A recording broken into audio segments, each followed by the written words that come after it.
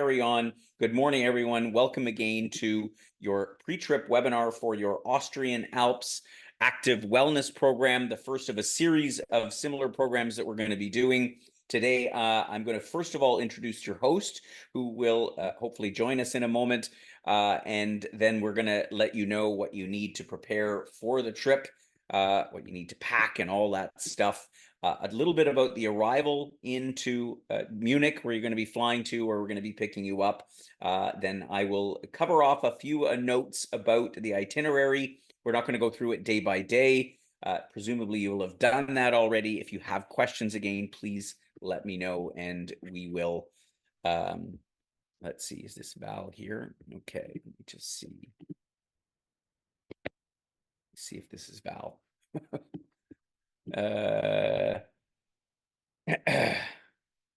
Okay, anyway, and as I say, we're going to then answer any questions that you might have. So first of all, introducing your host, Valerie Peck. Val is been hosting for us for a number of trips so far.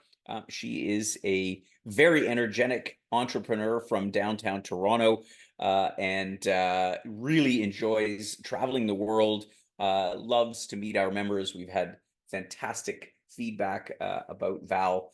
And as I say, hopefully she'll join us in a minute and we'll be able to say a few words about herself. Just a note about what our host's role, what Val's role is on your trip. So Val is there first and foremost to make sure that you have a great time. As you know, our community, Wheel and Anchor, we're all about connecting with other members. We're all about getting to know each other, have a shared sort of learning experience, a shared memory of these great travels. And that's Val's job, obviously, to make sure that everything runs smoothly. So there's a lot of logistics to a trip like this, as with any trip. And so Val is informed as to all the details and all the contacts and everything that she needs to know. So she's going to make sure that any hiccups that might happen along the way, there's always hiccups when you travel. Val will be there to make sure that those are smoothed out so that you probably don't even know that they happen. But of course, if there's any problems along the way, anything comes up, she's the one to go to get them resolved. Val is not a local guide. So she's not the one that's going to explain to you the kinds of the trees and, you know, how old the church is and all that kind of stuff. Obviously, you're going to be accompanied by local guides on some of our hiking trips along the way. So if you do have a question locally, please don't expect that Val is going to necessarily have the answer. She's certainly going to endeavor to find out, but she is not a local guide. In fact, in Austria, as with most countries, you're not actually allowed to do any guiding locally unless you are local and licensed accordingly. Val's also not the person who's done all of your travel arrangements. So if you have an issue with flights, or transfer arrangements or anything like that, please do drop a note to our office, to Paula, or if you receive documentation from Aura.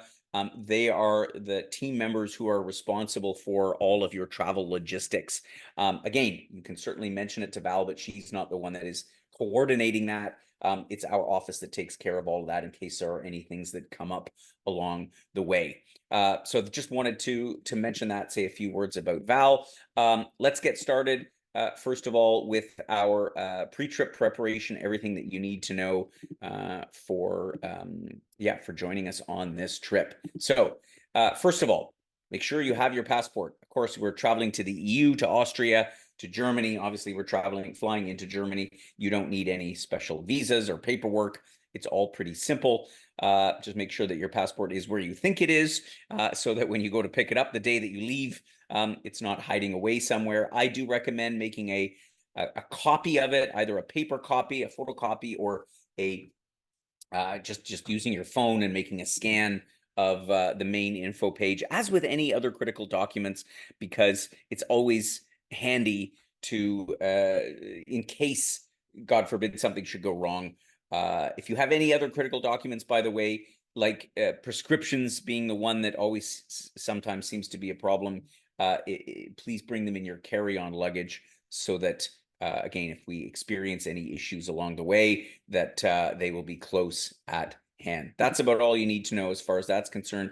Let's get into the packing part, because of course this is the one where obviously you'll want to be ready and make sure that you have all the stuff. You don't need a lot of the things that are pictured on this great picture that we found. I see some of those climbing gear there. We're not doing any climbing on this trip, so you don't have to worry about that. But I think a couple things to note. We're going to the mountains. The weather in this part of Austria in September is usually lovely. It's fall weather, very similar to what you'd find here in southern parts of Canada in September. The days can be generally nice, quite nice and warm. Temperatures will probably be in the high teens. If you're lucky, maybe even a little bit warmer than that. Although for hiking, the best weather anyway is sort of 10 to 20 degrees. You're likely to fall right in that range. When you go up into the mountains, however, and you have a couple of different hiking excursions up into the mountains, it's going to get cooler, right? Temperature drops at the rate of 2 degrees Fahrenheit per 1,000 feet of elevation. So you're going to go up, probably a few thousand feet to the Schmittenhöhe in Zell am See, as well as the Schlossalm, which goes up to about 6,000 feet in Bad Hofgastein. So the temperature is going to drop, 4 or 5 degrees Celsius at least by the time you go up there. So keep that in mind. As we say with any trip, layers is critical. And so having, I would say you are hiking, so you're going to be perspiring. So good sort of wicking undergarments, underwear, shirt is great. And then a sort of a lighter, either one of those fancy athletic shirts, or even just cotton kind of over top of that. And then a fleece type layer would be great. And even if you have them, some walking like hiking pants are great. Again, just considering, keep in mind of the weather and the wind. It can be windy in the mountains, of course. The weather can change quite quickly in the mountains. I used to live in this part of the world. You wouldn't be surprised. A beautiful sunny day, you get up on the mountain, all of a sudden clouds come in. Next thing you know, and the difference between sun and clouds, as we all know, is quite significant. So having a fleece, something that you can put in your day pack, is really, really important. Also, to have an extra shirt, because let's say you're doing an uphill walk all day long, you're warm, you're sweating a bit.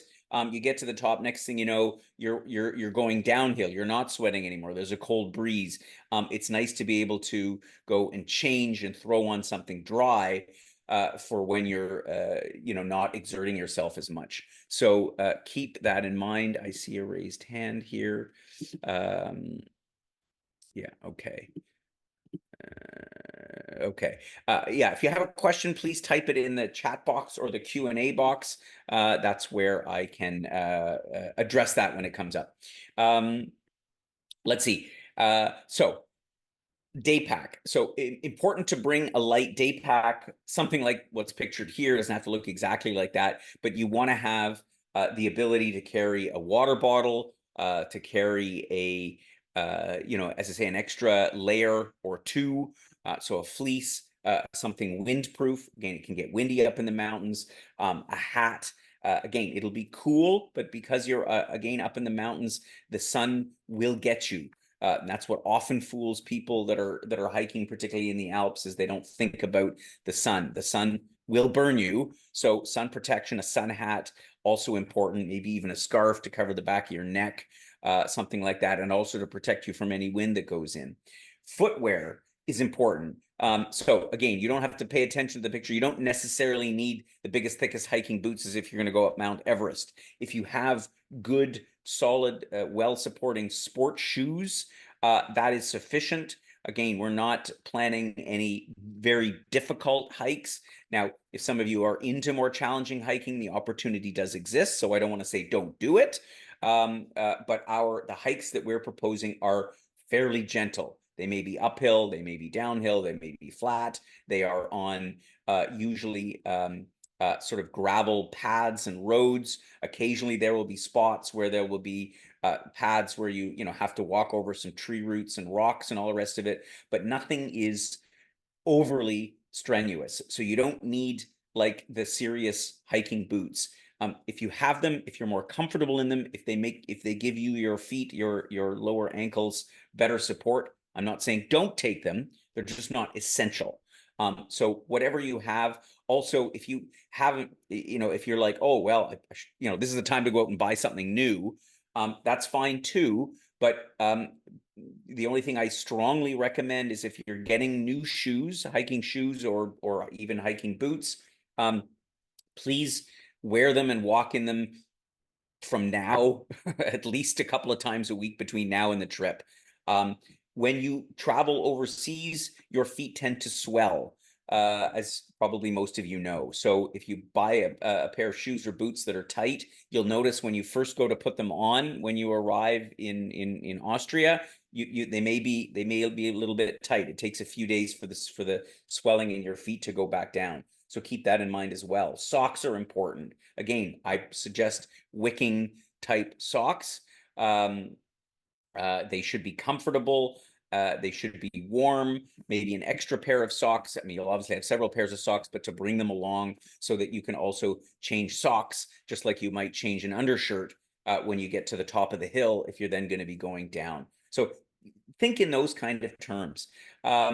The hiking poles you can see pictured here. I always hike with hiking poles because it's quite honestly better for you. It's not essential, but I've heard from various physicians, people who specialize in musculoskeletal sort of medicine, that walking with hiking poles is just generally a very good thing to do, particularly as we get up there in age. But they're not essential. We recommend them. If you don't have them, you can probably rent them there, but we'd have to sort of go to a sports store. But honestly, if you're somebody that walks a lot, and I always encourage everybody, particularly as we get to our age and up, you should walk a lot, and you really ought to walk with poles. With two poles is better than one. One is fine for sort of support and stability, but if you Google or go to a YouTube channel and talk about walking with poles or walking with poles, you know, as a mature person, you will find many articles that talk to you about the benefit of that. So, so I do suggest them. You need to pack them because poles tend to have a point on them, which means you can't bring them on the plane. So those telescopic poles, or I have the ones that come into three pieces. They're connected by a cable. They are, you know, a graphite or a very light aluminum, so that they're quite light. Again, worst comes to worst, if you need to borrow or rent some poles, it's possible there, but it's not right in the hotel, to my knowledge. So keep that in mind. But again, not essential. It's really up to you. It's your own discretion. Let's see, what else have we got here? This is a spa holiday as well. So you're going to be going to the spa, particularly in Bad Hofgastein and in Bad Gastein. You should have a set of flip-flops to wear in the spa. It just gives you a little bit better traction. These places are immaculate. I mean, cleanliness, like they're immaculate. But I find it comfortable, and they suggest to wear, you know, a set of flip-flops or very light sandals or Crocs for that matter. Any kind of things that can get a little bit wet. Obviously, there are wet areas in the spa, so I would bring those along. Again, you may be able to borrow them or rent them at the spa if you don't have them, but you know, it's kind of nice to have your own, quite honestly. Sun protection, hiking poles. What else? That's it. It's casual otherwise. So at the hotel, no need to bring anything fancy. Obviously, everybody else that's there is likely to be there either for wellness or for, you know, active for hiking and walking and all the rest of that kind of stuff. So you don't need to bring anything fancy. Keep your clothes light and yeah, and you know, you can really limit the amount of stuff that you need to bring.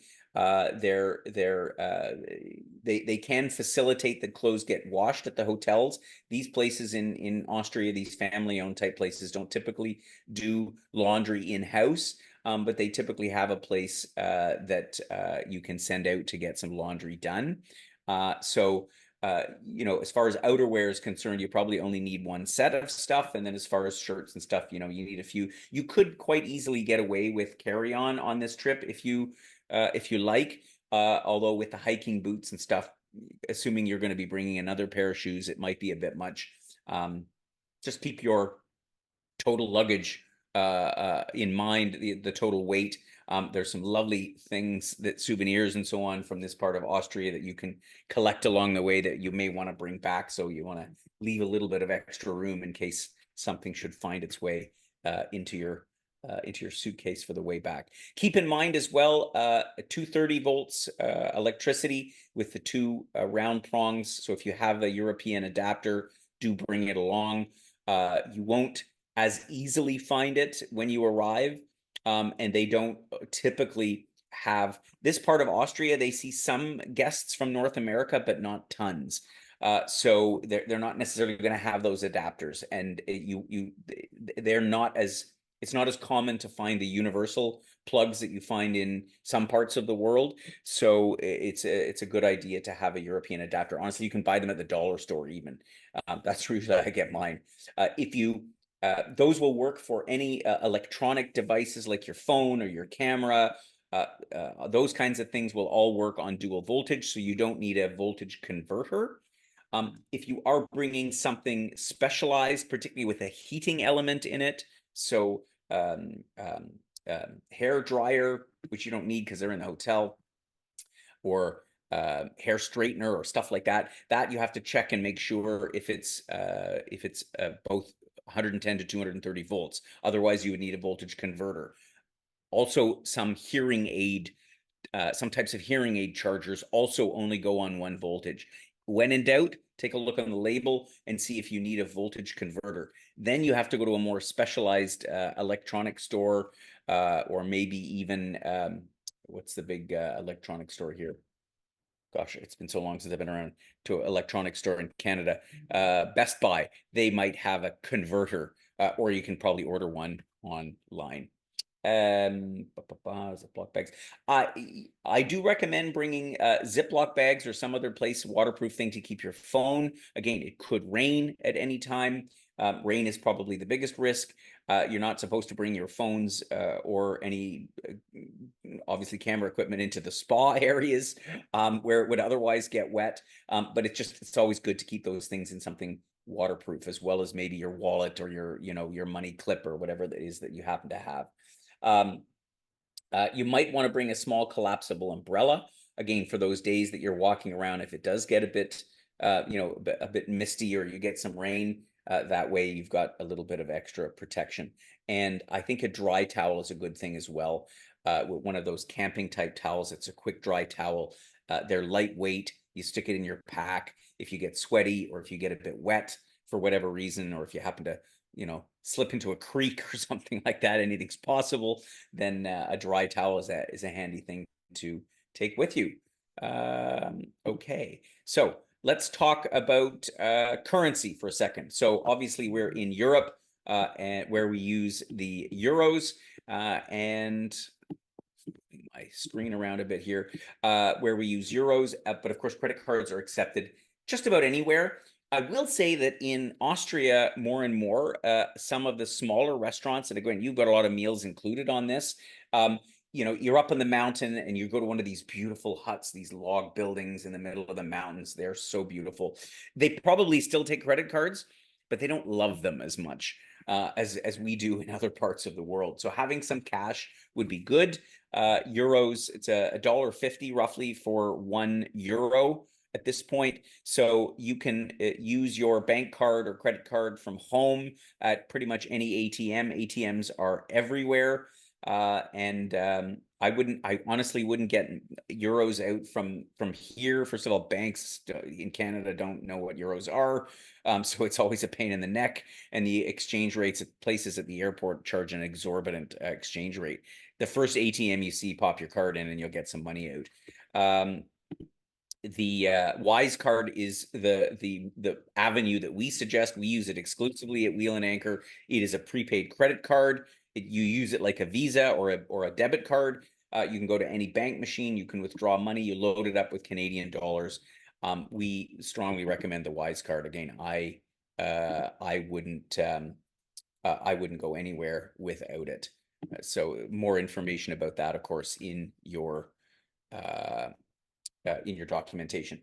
So Telegram. So let's say a word about Telegram. Oh, so Val says she's here. Val, I don't know how you. I'm gonna just promote you to panelist, so Valerie is here. So we're gonna have her join us. She's just there we go. Hey Val. Hi, did that work? No, yeah. Yep, I've got you Okay. at least by audio anyway. You can have me by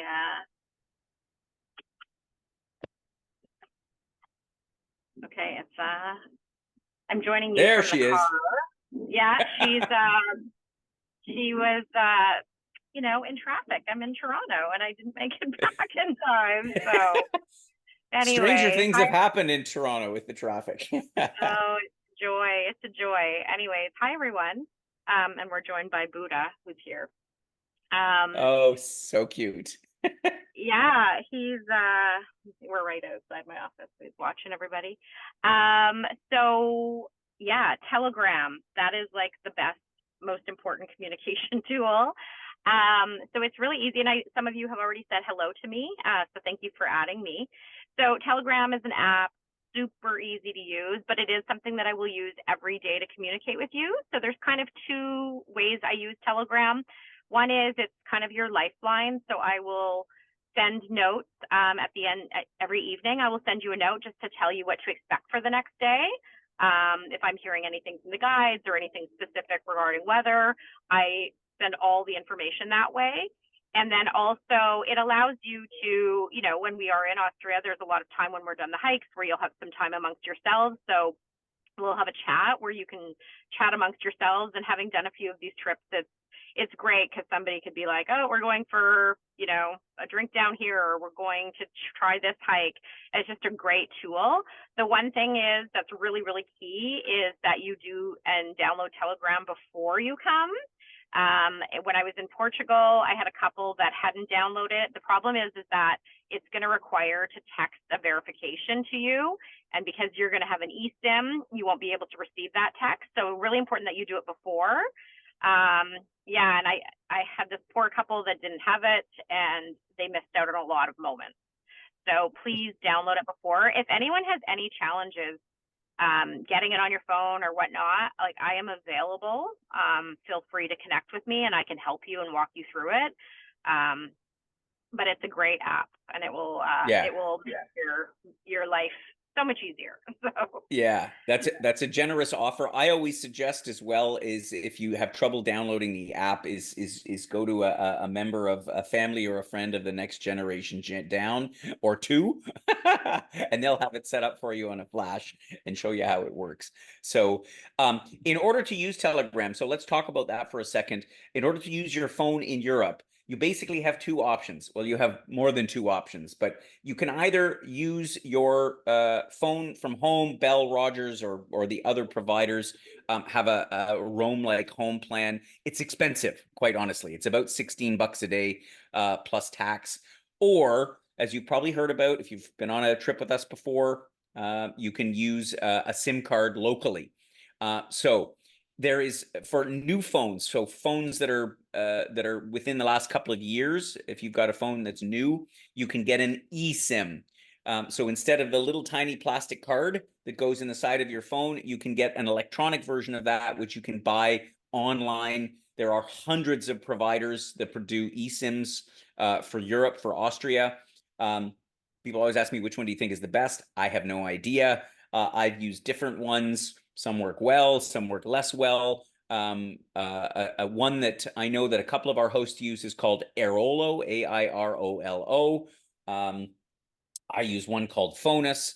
But I can't vouch for any specific one because we haven't found one that is sort of universally great. Alternatively, if you would like to get a SIM card locally, in the village of Maishofen, the first place that you're arriving after you drive down from Munich into Austria, there is a little grocery store called Spar, SPAR, and they sell physical SIM cards called S Budget. I'll make sure that Val has all the info on that. 10 euros gives you a month's and more data than you would ever get from Rogers in a lifetime for the price of one day of roaming with your phone from home. So that's another option. And again, Val can certainly help you get sorted out with that. Yeah, let's talk about health protocols for a second. Val, do you want to touch on this part? I can, yeah, for sure.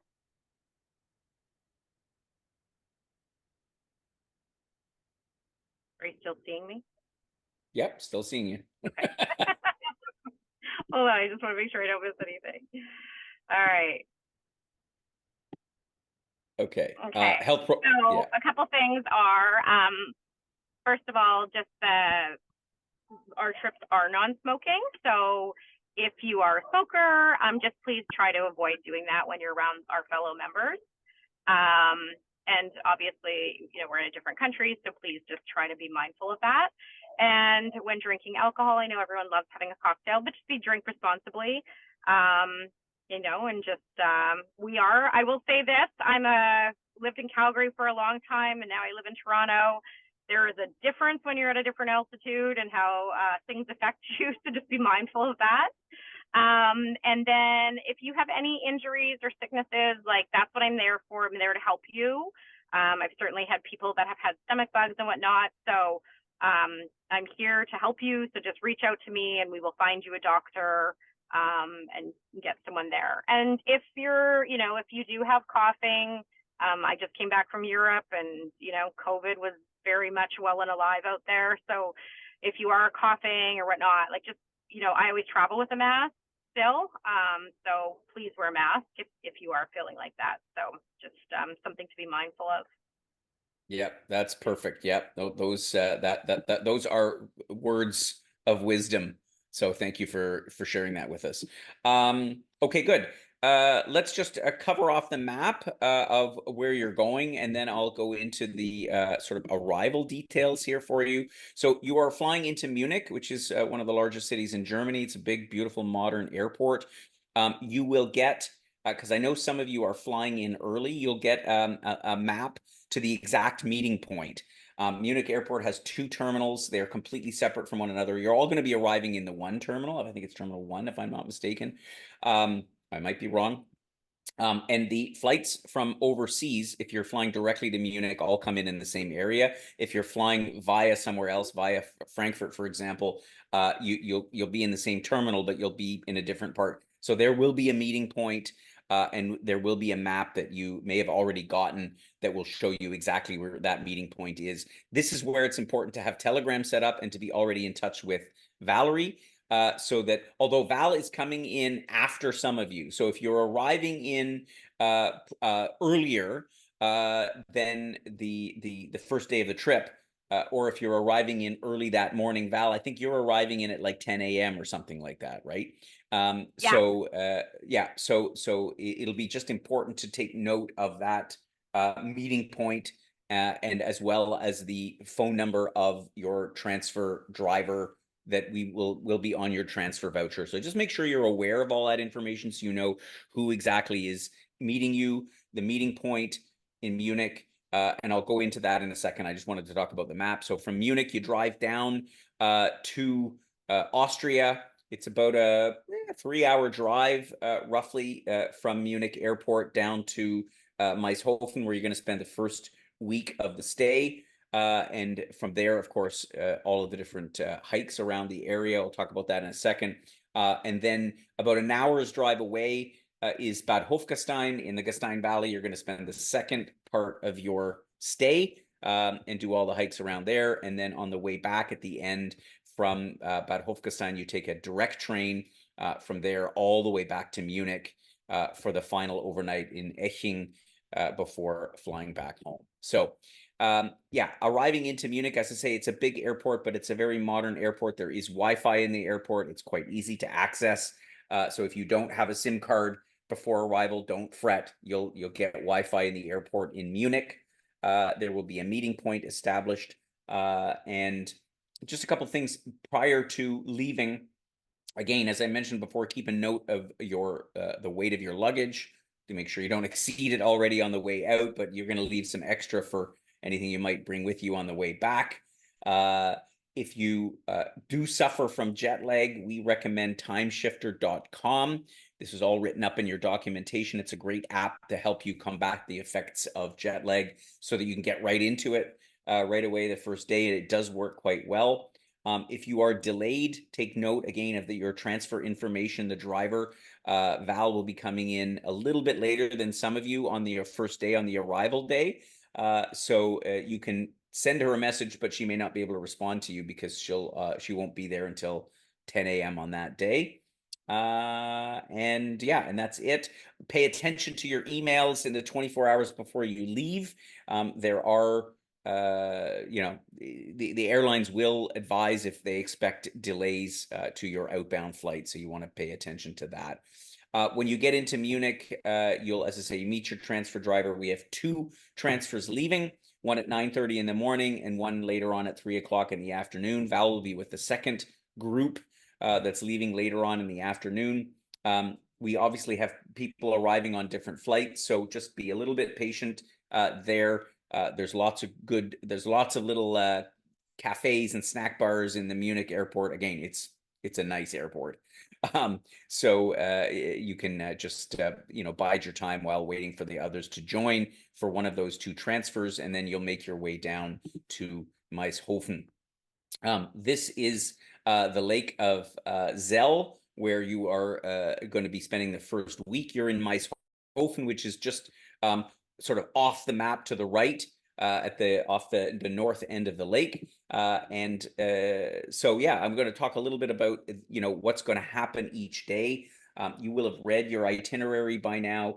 There are walks, there are hikes planned for each day. These walks are not super strenuous. We've indicated there the duration, the amount of ascent and descent.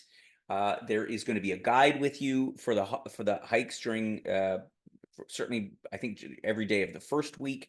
That's as well going to sort of point you in the right direction. We've also included a map. That map should be downloadable onto your phone, but we'll get Val sort of set up so she understands how to use that map, so that if you get separated, because invariably with your group, you're going to have some people that like to walk a little faster and some people that will like to walk a little slower. This is designed that you can do it on your own. So you're going to have a physical map, you're going to have a digital map. Things are generally very well marked in Austria, so that you can, and again, maybe the first day or 2, you'll sort of get comfortable with sort of navigating around and with the group and who's faster and who's slower and all the rest of it. You'll have Telegram on your phone, so you'll be able to be in touch with Val at any time.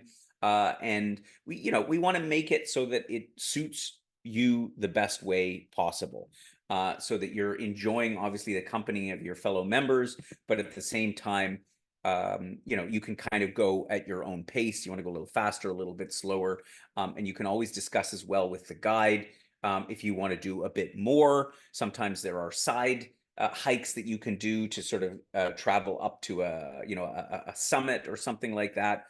You're going to be, for example, in Zell am See one day. You're going to take this cable car. It's a brand new funky one, like you see here. This is since I was last there. They've completely modernized the cable car, and you're going to do a walk down the mountain, which is actually going to take you down this side of the mountain to the left of where the cable car is. Beautiful long walk down into the valley. But here, like in many places, if you feel like you're too tired, you don't want to go on, there are options to cut it short. So as an example, on this particular walk here, There is another cable car on this side of the valley over here to the left of this cable car pictured, that about sort of 2/3 of the way down, the last third, you could hop on the cable car back into town. So there's ways sometimes to sort of mitigate the distance. There are also, in some cases, like the second hike that you're going to do in from Maishofen in the first week, you're going to take about a 40-minute bus ride to another valley not far away. There is a bus, a local bus that goes every hour back to the town that you came from. The transportation system in Austria is phenomenal. Okay, so not like here. It's really amazing, and it is extremely punctual. They always run on time, on the minute, so you can always know that there is in many cases a way to grab a bus back to the starting point. And again, you can discuss all that, and Val will take you through the plan for the day each day, as well as with the local guide. For the second week, again, you're going to head over to Bad Hofgestein in the Gastein Valley. You're going to be staying at the beautiful Völzerhof Hotel, which is pictured here. As you can see, it's right in the center of town. And I'm particularly excited for you that you're going to be here, because you're going to be staying with an old schoolmate of mine. This is Benny Lang, the gentleman pictured on the left. He and I went to school together in this town in Bad Hofgestein many years ago. So it's again particularly exciting for me that you're going to be here. You're going to be extremely well received in their lovely family-owned hotel, which is a short walk as well from the thermal spa center. So during that week there, you're going to have this week is obviously focused on the spa and wellness part of the trip, but keep in mind in Zellamsee, the other town that you're in for the first week, you will have free time in the afternoons, and I encourage you. You can either walk, although it's a bit of a walk, into the main town of Zellamsee, or you could take a local bus, which is just down the road from the hotel, and it's less than 10 minutes into the town center. They also have a spa facility, so if you're dying to get into a thermal pool or something, as soon as you get there, those options do exist, can be facilitated. But of course, this second week is when you're going to be in the Gastein Valley, which was really world famous and not so well known in North America, but certainly in Europe. People come from all over Europe to soak in the thermal waters that are very specialized in this valley. And so one of the days you're going to head up to the town of Bad Gastein, which is perched on a cliff here with a beautiful waterfall running through it. And this was sort of particularly about a century ago. This was like, literally famous people from all over the world, even from Hollywood, came to this town to enjoy sort of the thermal treatments. There's numerous walks that you can do from Bad Hofgestein. You can in fact walk from that town to Bad Gastein. It's about a good 2-hour walk on a very slightly ascending path that goes along the side of the valley. I mean, the views are just incredible. It's so lovely to be out there. But again, they're connected by a local bus that runs about every 30 minutes or every 60 minutes at the max. So you can always, if you feel a bit too tired, you can hop on the bus and head back. Or in the case of making the visit up to the Bad Gastein Wellness Center, you can take the bus up there. And again, Val will be oriented as to how all that works and what you do. So the spa centers here, you have a pass to the one in Bad Hofgestein. These are large complexes with naturally heated water. So it's a wonderful place to spend several hours and relax in and out of the hot water. As you can see, they are absolutely immaculately clean. There are lots of places to sit and lie. It's a wonderful place to spend the day. Spas, thermal baths in Austria are typically divided into the sort of the main thermal pool area, and then they'll have a sauna steam bath area, which, as you've noted, this is the part that always makes Canadians a little bit nervous. This is the part in Austria where people go naked in the sauna, men and women all together in one place. And I know for some people from Canada, it's like sheer shock when they hear that. That's how it's done in Austria. Nobody bats an eye. People from all ages and all heights and weights and everything else are all in there, and everybody's naked, and it's all fine. And so I encourage you, even though it again, I know it goes a little bit against our sort of natural, slightly prudish tendencies in Canada. I encourage you to just go in and try it and do it, because it's part of the overall experience. But again, there's lots of places that you don't have to, and you stay in your swimwear and all the rest of it. So that's part of that. Again, you're going to do some hikes and some trips up the mountain in Bad Hofgastein. You've got a beautiful view from the mountaintops to the Hohe Tauern, the highest mountains in the central Alps of Austria. And you're also going to have the experience, a chance to go into the Gastein Healing Gallery. This is quite unique in the world. This is basically, you get on a little train that takes you into inside the mountain, about a mile inside the mountain, and the air has these healing gases, radon gas. And I know, I remember when I went to school here, and my folks first heard about this radon water, and they thought, "Oh my God, isn't that a poisonous substance?" Well, it's not. They soak in it and they inhale it there, and it's really very good for you. It's quite an experience. There is a form that we asked you to fill in. They require just a physician's note to say, yeah, you're in good shape. You can have a talk with them. It's not a big deal as long as you don't suffer from any sort of severe, how should we say, breathing issues or anything like that. It's really sort of suited for anybody. And again, you'll find this a very unique, very, oh, you feel so relaxed after all these treatments. I'll tell you, you're not going to want to leave. This is the facility at Bad Hofgastein. That again, it's like a 5-minute walk from your hotel. They have all these outdoor pools as well, heated, unheated. It's really an incredible facility. I always wish that we had something like this in Canada. It's quite a spot. So you'll spend a week there, and see if there's anything else I wanted to mention in terms of details there. Yeah, I think that's about it. But if you have questions, let me know. Then on the last day in Bad Hofgastein, you'll take the train. We'll bring you down to the train station.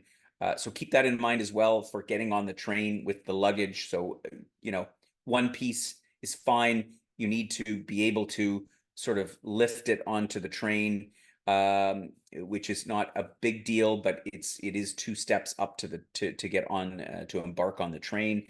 And there's luggage storage compartments there. So do keep that in mind also while shopping, that you have to take it this one leg back to Munich by train. But it's a beautiful train ride, and you will be pleased that we're doing this by train. You're going to arrive into Munich main station, and then be transferred up to this little town of Eching, which is sort of halfway between the downtown and the airport. Now, part of the reason that we're staying here in Eching, other than it's a lovely little suburban German town, is that it's Oktoberfest in Munich. If you haven't heard of Oktoberfest, please Google it, October with a K. This is the huge annual beer festival that's held in Munich. This is one of the most important festivals, or the most important festival in Munich. It's the second last day when you're there, and you have the opportunity to go. You'll have done 2 weeks of wellness. You're going to feel all fit and healthy and all the rest of it. So what's the best thing to do? Go and drink beer. Completely up to you. And you can arrange with Val if you're interested in going. You could go to the hotel and then take the so-called S-Bahn, the local commuter train, back into Munich, or you could just stay in Munich when you arrive, and Val and the driver will bring the luggage to the hotel. Either way, the logistics are up to you. It is a busy place. It is an exciting place. They drink the beer out of the 1-liter mugs. If you are at all inclined to see what it's all about, I do highly recommend it. I've been fortunate to attend once in my life, and I will never forget it. Even if you only go for an hour or two, it's worth the experience to say that you went to Oktoberfest in Munich. But I'll leave that up to you. And then from there, you'll be transferred to the airport the next day and head out back to Canada, or your onward journey, wherever it may take you. So time to answer some questions. I see that a few came in. Ardell mentioned that, yes, about Air Canada and a possible strike. They are talking about it. We are aware of the situation. If for some reason they decide, I believe the vote is on Thursday. So we're obviously monitoring that, and hopefully it won't happen. But we will, if you've booked, just keep an eye on that. As I say, we should know on Thursday or Friday if that is a possibility. So cross your fingers. If the places, Ardell also asked if the places have safety deposit boxes. In all likelihood, they do. I can double check. I mean, I wouldn't bring any valuables with you. Austria is a very safe place, very secure. Quite honestly, I never stick stuff in a safety deposit box there, but we can double check if they have them. I mean, the only thing is your passport, but quite honestly, nobody's interested in Austria and stealing your passport. I think it should be fine. But we will double check and let you know that they have safety deposit boxes, but I am pretty sure they normally do. Monica asked if you need proof of COVID vaccine. You do not. There's no requirements for any vaccine proof in Europe anymore. Susan asked, do you tip for classic massages, etc.? Good question. So you do have a set of therapies included, and when you arrive in Bad Hofgastein, you're going to go to the facility, and I think some of you may have chosen in advance of the different treatments that you'd like to try. Some of them are massages. They're wonderful. Do you tip for massages? It's kind of up to you. I would say in Europe, the norm is probably to not tip, but some people will tip. So it's really up to you. I mean, if you have an amazing experience, and you give them, a few bucks, I'm sure they would be happy. So it's not that you can't, but it's not required. So good question there about the tipping. Oh, Val, we were going to talk about the tipping in general. The tipping is included for everything that you're doing with us. So with Wheel and Anchor. So your local guides, drivers, all of those tips are provided for. Val will take care of that. But for example, on the transfer driver that brings you from Munich airport down, because we're not there to sort of actually physically give the guy a few bucks. If you want to give him a tip, it's not required. It's really completely up to you. Similarly for housekeeping, again, in Europe, some people do, some people don't. It's certainly not required. It's at your discretion. But all of the other tips for everything else that's included on the trip are looked after. We do have a provision for that. Good. Phew. Okay. I think we covered about everything. Anything else, Val, that I missed? No, I think I'm really excited. It's going to be a lot of fun. It looks gorgeous. You're the expert. This is going to be great. I am the expert, and you're going to have a marvelous time. Honestly, this is I'm actually quite envious, but I think that Val is going to look after you really well, and I know that the hotels in Austria, as those of you that know, I wrote a book about hospitality in Austria. They know how to do it, so it will be first class. So that's it. If you do have any other questions, drop a note to Paula. If she doesn't have the answer straight away, she'll obviously come back to myself or one of my team that we will get it answered for you. And and otherwise, bon voyage, gute Reise, as they say in Austria. Oh yeah, I didn't mention that. People speak German, obviously, in Austria. But everybody that you run into, tourism-wise and so on, will speak English, so you won't have a language problem.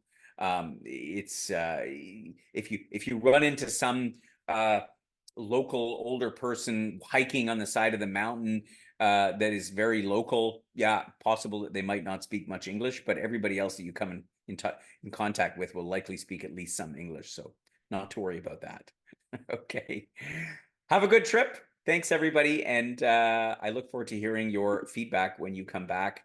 And for those of you who are attending one of our events in Ottawa and Toronto in a couple of weeks' time, look forward to seeing you there. And for those of you who I met in Victoria, nice to see you again and have a great time in Austria. Bye for now.